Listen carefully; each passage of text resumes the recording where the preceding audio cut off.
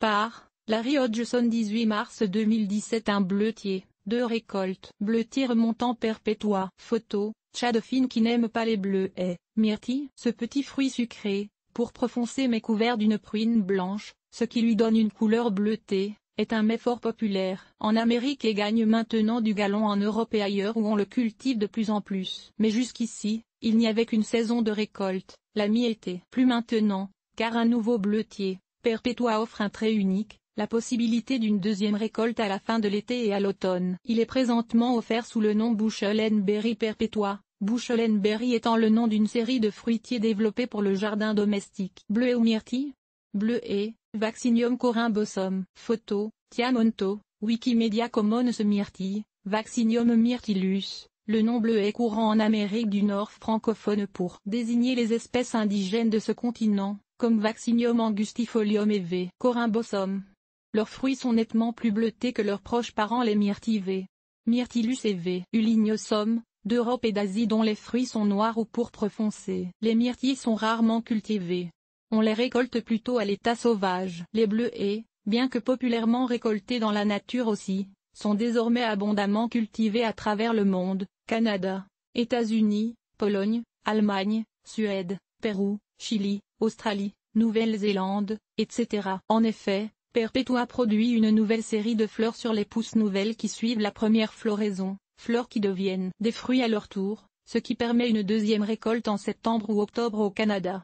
Aussitôt qu'en août ailleurs. Son histoire. En 1963, un botaniste remarqua un bleutier sauvage encore plein de fruits en octobre à Monmouth, dans l'État de Maine aux États-Unis. Comme une fructification si tardive est très inhabituelle, il récolta des boutures qui furent repiquées au US Arts National Clone Germoplasm Repository à Corvallis dans l'État d'Oregon. Depuis la plante a fidèlement produit 2 récoltes, une au milieu de l'été, une à la fin de l'été et l'automne. Aucun traitement au froid n'est nécessaire pour obtenir cette deuxième récolte. Puisque cette plante, au nom de Kvac 45, était de taille intermédiaire entre un bleuet en corymbe V. corymbosum, et un bleuet nain V. angustifolia, que ses fruits aussi étaient de taille intermédiaire et comme, de plus, les 2 espèces poussent à l'état sauvage. Dans la même région, on présume depuis sa découverte que Kvac 45 est un hybride naturel entre les 2 espèces, ce qu'on appelle un bleutier semi-nain. L'hybrideur Chad Finn.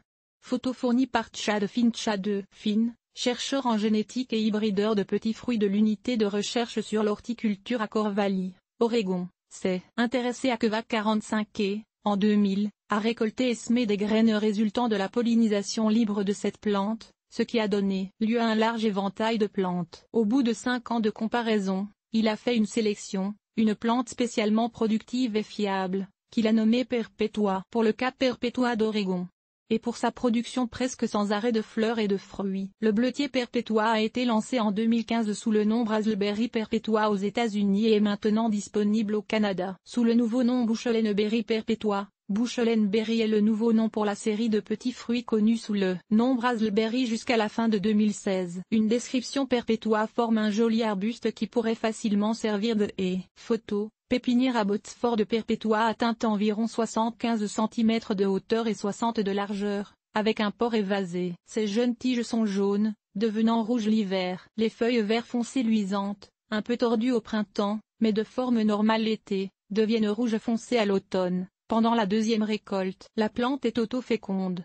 Heureusement, car il n'y aura pas d'autres bleutiers en fleurs au bon moment pour assurer la pollinisation croisée de ces fleurs lors de la deuxième floraison. Perpetua est considéré rustique en zone de rusticité 4, mais serait à essayer en zone 3 bits, car la plupart des bleutiers semi-nains réussissent bien dans cette zone. Comme le bleutier nain a besoin d'un long hiver à température basse, il est difficile à cultiver dans les régions aux hivers doux, donc dans les zones 9 et plus. Le bon sol. La coloration automnale de Perpetua est remarquable. Photo. Pépinière à Botsford. Le grand secret de la culture du bleutier est de lui offrir un sol meuble et acide, soit un pH de 4,2 à 5,2. La plupart des sols de jardin ne sont pas assez acides à son goût, donc il serait nécessaire de mélanger à la terre prélevée chez vous environ 50% de tourbe horticole peat moss, un amendement acidifiant. Et non, mélanger des aiguilles de pin ou des feuilles de chêne au sol, même si on entend ce conseil parfois, n'aide nullement. Ces produits ne sont pas assez acides pour être utiles. Les Européens pourraient cultiver cette plante directement dans de la terre de bruyère, une terre sablonneuse naturellement acide, qui est abondamment disponible en jardinerie sur ce continent. Ce produit n'est pas offert en Amérique du Nord. Si le sol chez vous est sablonneux ou meuble,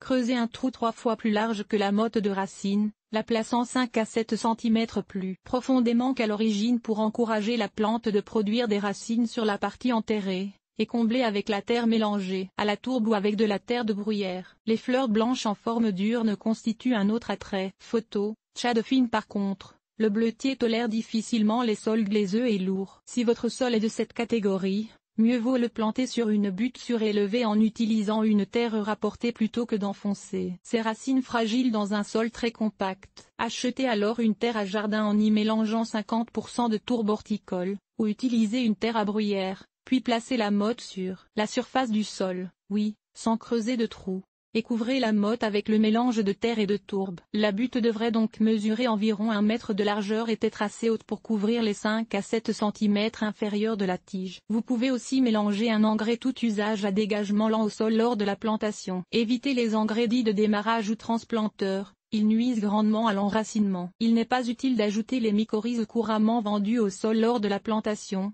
Les bleutiers ne font pas de symbiose avec ces mycorhizes. Il existe toutefois des sélections de mycorhizes spécifiquement conçues pour les éricacées, plantes de la famille du rhododendron, comme le bleutier, comme Rhodovie, mais ce type de produit n'est présentement pas offert en Amérique du Nord. Les autres éléments de la culture. Habituellement on plante les bleutiers au début du printemps quand la température commence à se réchauffer, mais on peut aussi les planter en été ou à l'automne. Même si le bleutier peut pousser à la mi-ombre, il y produira moins de fleurs et donc moins de fruits. Préférez alors le plein soleil. Un emplacement à l'abri du vent, où la neige s'accumule, est aussi préférable. Espacez les plantes d'environ 1 mètre pour leur donner assez d'espace pour se développer. Arrosez bien à la plantation et gardez la terre toujours un peu humide par la suite. Couvrez toujours le sol d'environ 5 à 10 cm de paillis. Non seulement aidera-t-il à garder le sol un peu humide, ce que le bleutier aime, mais aussi sa présence vous rappellera de ne pas sarcler. En effet, le bleutier ne tolère pas qu'on vienne jouer dans ses racines. Tout paillis conviendra.